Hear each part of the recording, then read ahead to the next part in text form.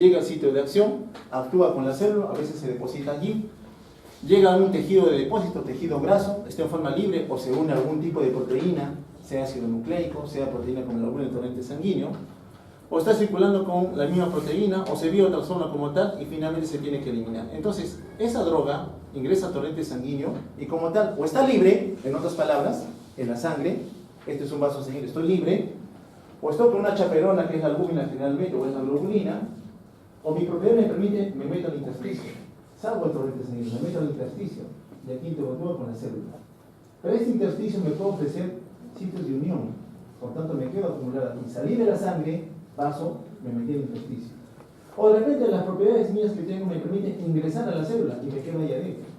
Salir del torrente sanguíneo, salir del intersticio y me meto a la célula. O a veces mis propias propiedades me dicen, puedo estar en el intravascular, puedo estar en el intersticio, puedo estar dentro de la célula. Entonces, a ese comportamiento que tiene el medicamento de estar en un solo lugar una vez que ingresó y quedarse allí, o meterse al intersticio, o meterse a la célula, o estar en los tres, le llamamos volumen de distribución. Al inicio yo me metí a torrente sanguíneo y en algún momento, gracias a las propiedades que tengo, saldré de él o me quedaré todavía ahí circulando. Puedo estar libre o puedo estar unido a proteínas. Si salí al intersticio, puedo estar libre o unido a proteínas. O en el mismo sitio de acción. Pero en algún momento igual, llego al hígado, me biotransformo y me voy a tener que salir. La absorción de las drogas entonces representa la transferencia de ese medicamento desde el sitio de administración, donde yo haya podido inyectar el medicamento, hasta que llego al torrente sanguíneo. La velocidad y la cantidad que se absorbe depende de algunas variables. El medio, ¿en dónde está la droga? Es muy diferente, lo repito, que se le inyecte de frente al intravascular a que le ingiera por vía oral. Desde que del momento que le ingiero por vía oral, la saliva tiene algunas sustancias que pueden limitar y disminuir la cantidad de la droga. Pero más que nada va a ser el estómago, gracias al pH, que puede modificar la cantidad de la droga que se va a absorber. Las características químicas de la droga. La droga podrá ser un ácido o podrá ser una base. La mayoría de medicamentos son ácidos y bases débiles. No son fuertes, son débiles. Y vamos a ver por qué es importante esa característica. Y en tercer lugar, la ruta de administración. Recuerden, si yo quiero garantizar que la droga efectivamente llegue al torrente sanguíneo, tendría que inyectársela directamente allí, intravascular. Me garantiza biodisponibilidad del 100%. En cambio, las otras rutas no me garantizan esa biodisponibilidad. Bueno, ¿cómo es que se absorbe el medicamento si es que yo se la diera por vía enteral? 4 mecanismos clásicos: difusión pasiva, facilitada y activa. Rápidamente, la difusión pasiva me dice simplemente que de uno a otro lado de la membrana tiene que haber mayor concentración de la droga. Para que la droga pase al otro lado tiene que haber mayor concentración, un gradiente, una diferencial que me permita a mí pasar de uno a otro lado. Pero va a depender del tipo de droga. Si bien es cierto, químicamente hablando, o es una base o es un ácido débil, otra propiedad que tiene es que sea hidro o liposoluble. Si es hidrosoluble, la droga en sí, tendría que buscar algunos canales o poros que le permitan a esa sustancia pasar al interior de la célula. Y si es liposoluble, como su característica lo dice, la membrana es lipídica, una bicapa, el otro es liposoluble, rápidamente va a atravesar directamente la membrana. Entonces la fuerza de difusión tiene que ser un gradiente, más concentración a uno que al otro lado de la membrana. No requiere un transportador, pasa directamente. No es saturable, toda la membrana celular le está ofreciendo, puedes pasar cuando quieras. Tiene baja especificidad, no le importa quién sea, le va a permitir el ingreso. En cambio, la difusión facilitada sí necesita un transportador de membrana, lo requiere. Así haya mayor concentración a uno a otro lado de la membrana, las propiedades que tiene el medicamento no le van a permitir llegar al interior de la célula si primero no hay alguien que le dé una ayuda. Pero nada le sirve que esa ayuda esté ahí, esa proteína, si es que al momento de que se establece la unión no ocurre un cambio conformacional. Es decir, yo, primer mensajero, llegué aquí, no voy a ingresar hasta que esta proteína no cambie su estructura espacial.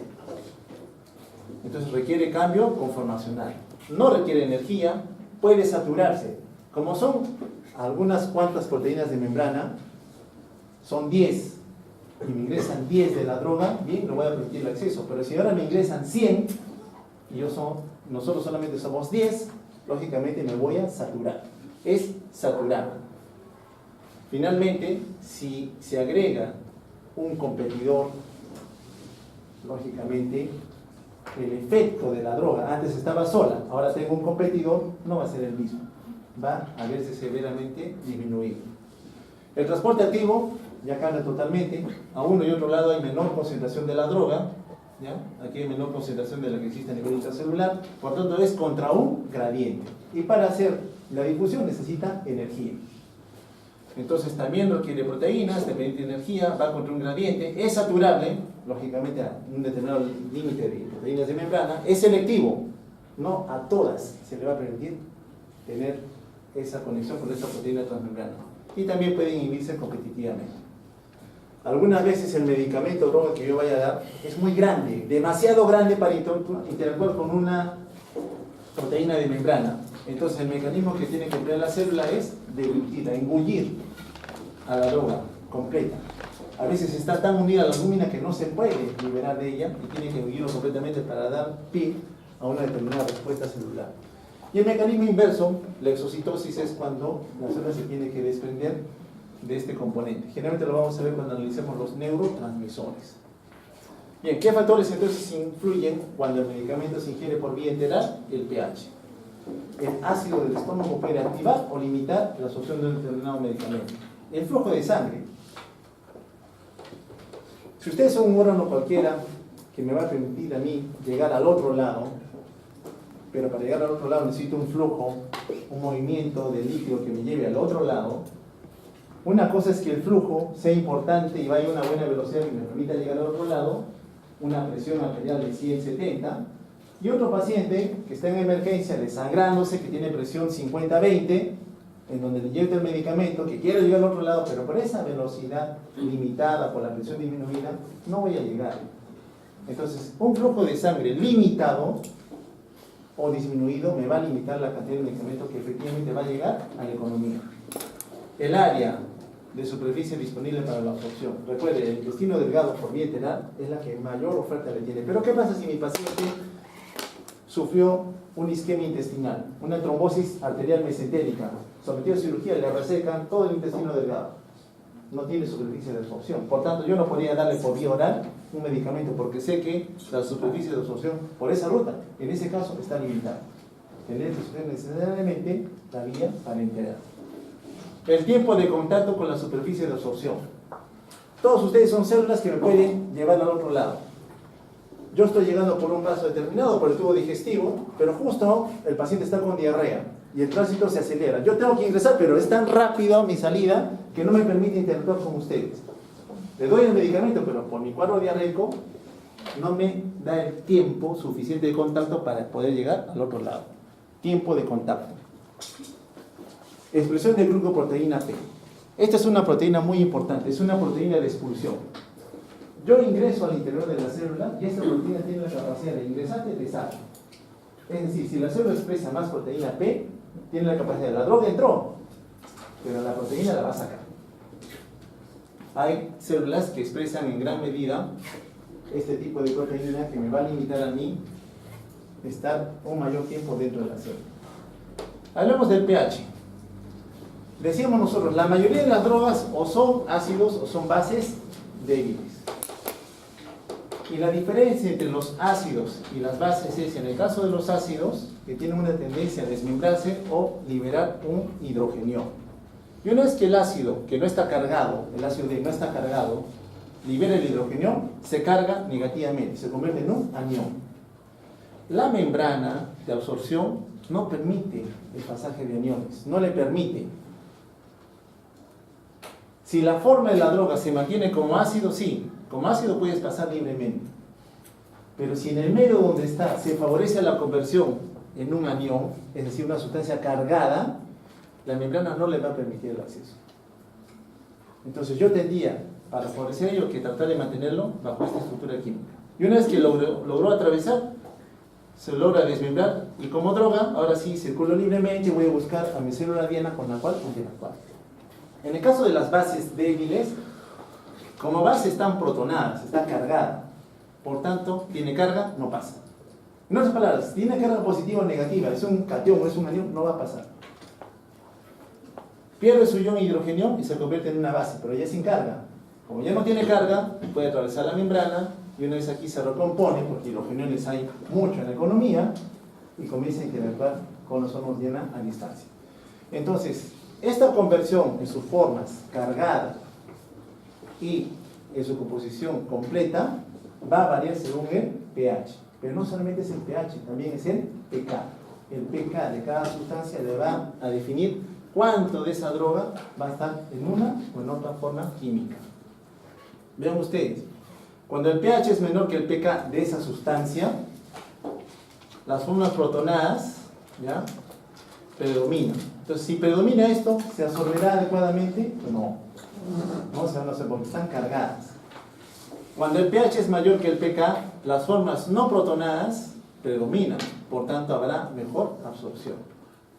En el caso de la orina, por ejemplo, si tuviera un pH menos que el pK y tuviera que limitar la absorción de la droga, limitar que la droga pueda absorberse adecuadamente, la orina es ácida. Si yo convierto la orina ácida en una orina más alcalina, podría limitar también la cantidad de medicamentos que se pueda reabsorber. Porque inclusive, a pesar que el riñón es la vía principal de eliminación, el medicamento todavía se puede reabsorber.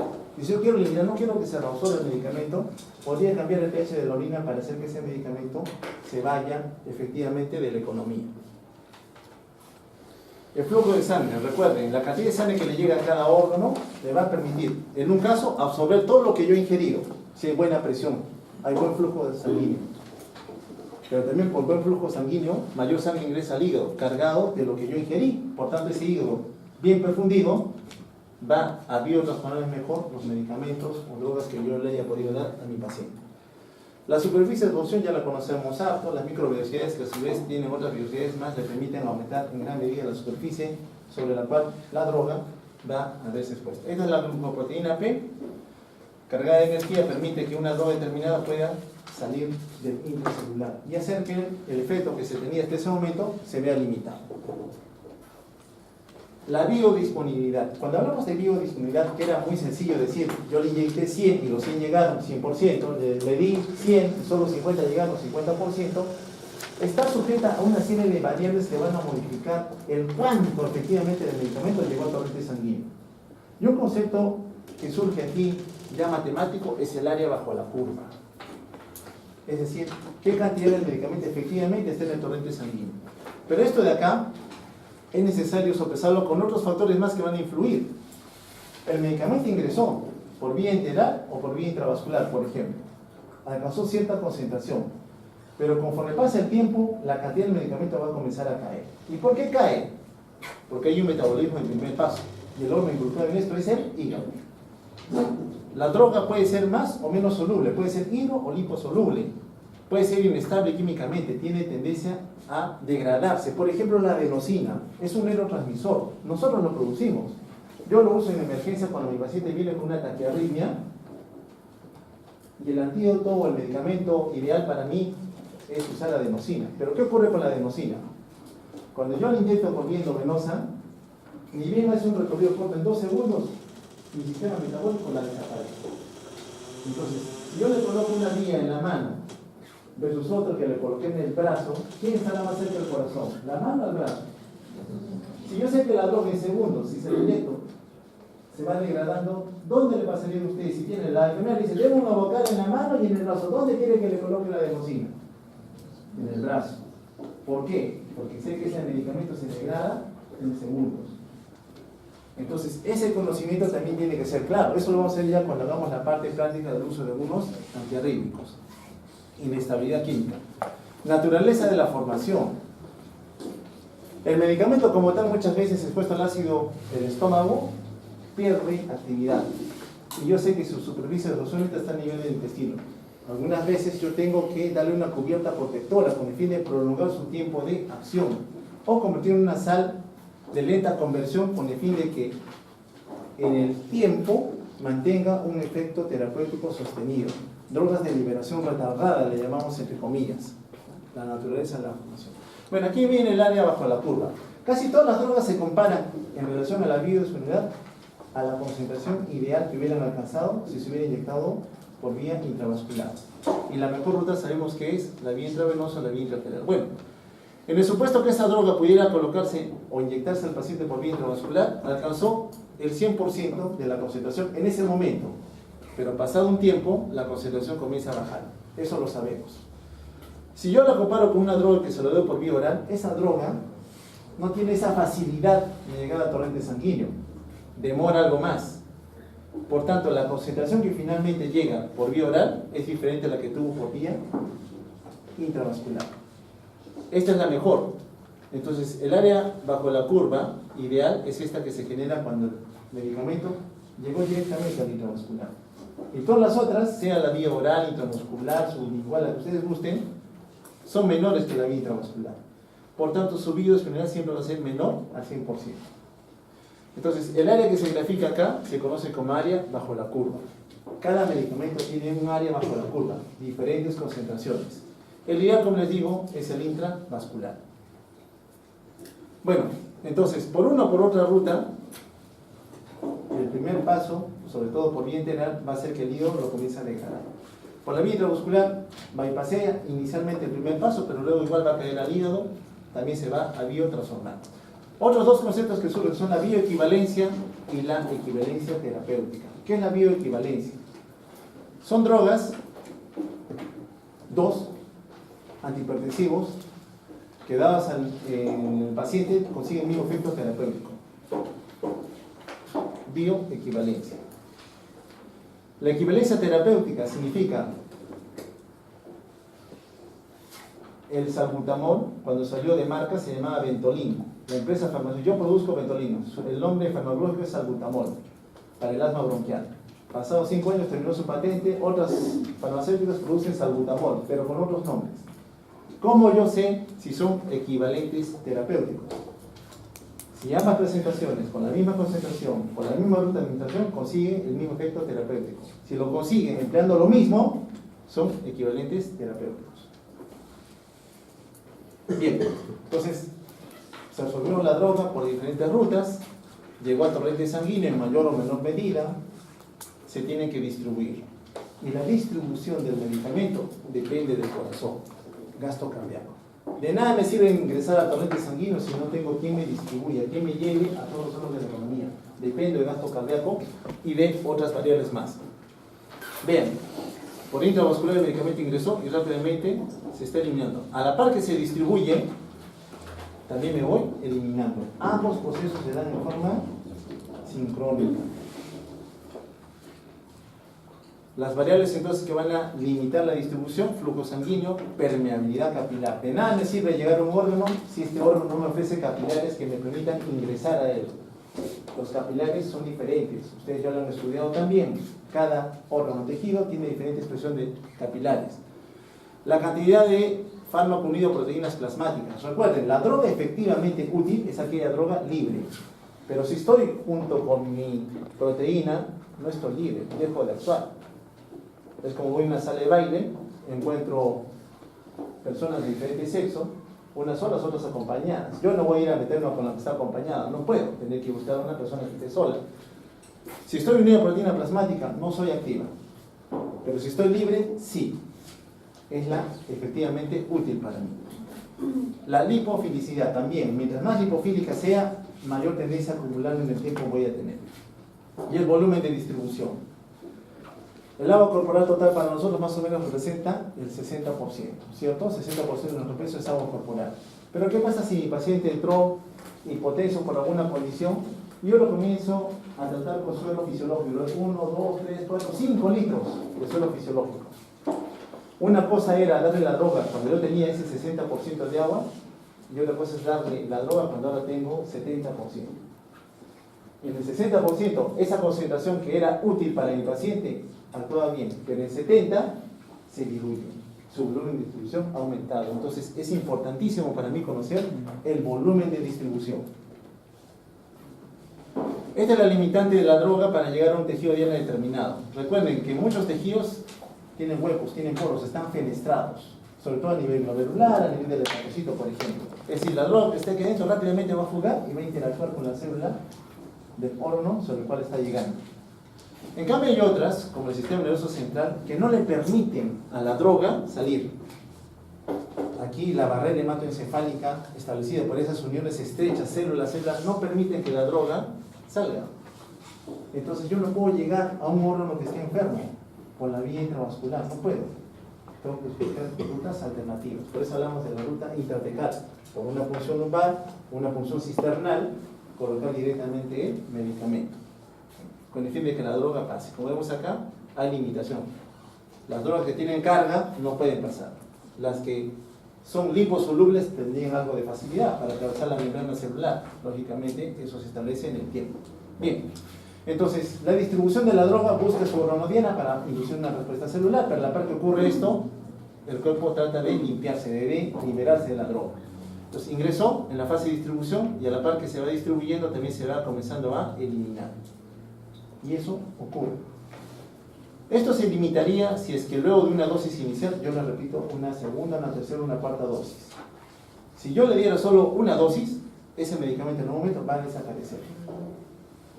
Pero si le doy una segunda, tercera, cuarta dosis, ese medicamento va a persistir todavía teniendo un efecto terapéutico. Y es muy importante en relación a la dosificación. Entonces, ese tiempo que le demora a la droga bajar su concentración de 100 a 50, tiempo de vida media, es característico de cada medicamento y me va a permitir a mí dosificarlo en el tiempo. Volumen de distribución, cantidad de droga que he inyectado versus el volumen de sangre que tiene mi paciente. 1000 miligramos sobre 50 litros me da un volumen de distribución de 20. Solamente es dividir la cantidad total que le estoy dando sobre el volumen de agua que tiene mi paciente. Bueno, entonces una vez que la droga ha ingresado al cuerpo, busca interactuar con su célula, pero a la par el cuerpo lo que le va a hacer es tratar de biotransformarlo, principalmente a nivel hepático, para que se vaya o con la bilis o por vía renal. En el hígado existen dos cinéticas de transformación, de modificación de la estructura química. La más general es la cinética de primer orden. Todas las enzimas del hígado están abocadas a desaparecer al medicamento, de convertir en una sustancia menos activa. Eso siempre y cuando la cantidad del medicamento sea menor que el sustrato enzimático que tiene el hígado. Miles de hepatocitos con unos pocos componentes moleculares que se van a esconder al hepatocito para que lo reabsorba. Lógicamente el hepatocito le va a ganar. Eso se llama cinética de primer orden. Pero también ocurre una cinética de orden cero. Hay demasiada droga para que el sistema enzimático del hepatocito lo pueda biotransformar.